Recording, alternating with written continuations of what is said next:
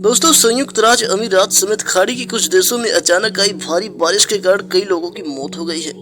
भारी बारिश के बाद भरे पानी ने वहां का जीवन अस्त व्यस्त कर दिया है। इसमें दुनिया के सबसे बेस्ट हवाई अड्डों में से एक दुबई एयरपोर्ट पर उड़ानों का संचालन बुरी तरह से प्रभावित हुआ है। दुबई के पड़ोसी ओमान में भारी बारिश की वजह से मरने वालों की संख्या बढ़ रही है। दोस्तों, बुधवार को दुबई इंटरनेशनल एयरपोर्ट से लगभग 300 उड़ानें रद्द कर दी गई। आपको बता दें कि दुबई इंटरनेशनल एयरपोर्ट दुनिया के लगभग हर इलाके को जोड़ने वाला हब है।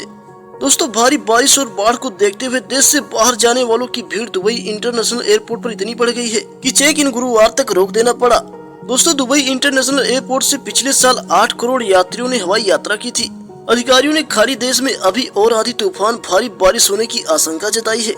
अभी भी कई निचले इलाकों में पानी भरा हुआ है। दोस्तों, संयुक्त अरब अमीरात में पिछले 75 साल की रिकॉर्ड बारिश दर्ज की गई है।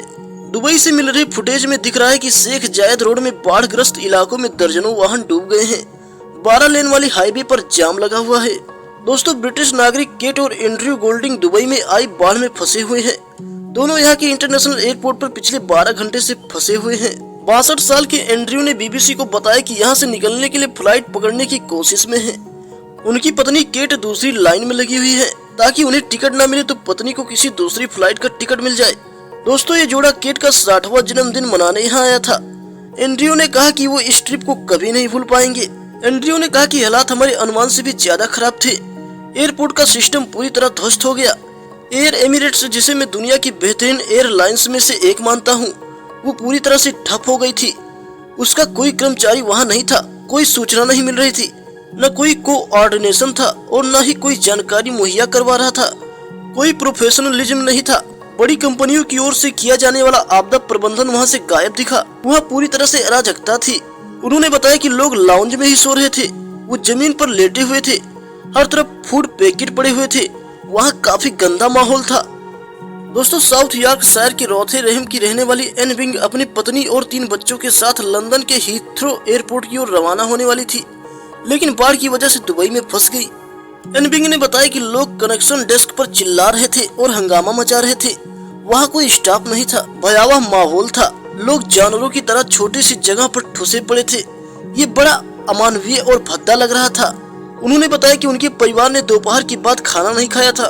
काफी देर बाद उन्हें सिर्फ बोतल बंद पानी की एक पैकेट दिया गया। दोस्तों, बीबीसी ने दुबई के दूसरे एयरपोर्ट की ओर से भेजे गए कुछ यात्रियों से भी बात की।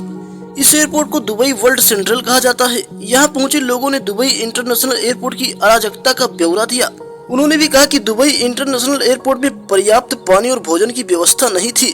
दोस्तों, ओमान में भी 1400 लोगों को बारिश के पानी से घिरे इलाकों से निकालकर सुरक्षित जगहों पर पहुंचाया गया है।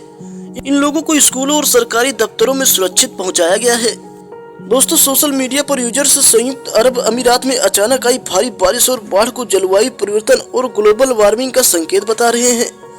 वहीं कई यूजर्स यह भी पूछ रहे हैं कि क्या इसके पीछे प्रकृति से छेड़छाड़ और कृत्रिम तरीके से बारिश कराने की कोशिश तो नहीं है। कुछ लोग इसे क्लाउड सीडिंग का नतीजा बता रहे हैं। दोस्तों, आपको बता दें कि क्लाउड सीडिंग के जरिए बादलों में एक तरह का बीज डालकर बारिश करवाई जाती है। आसान शब्दों में कहे तो बादलों में बारिश की बीज बोने की प्रक्रिया को क्लाउड सीडिंग कहते हैं।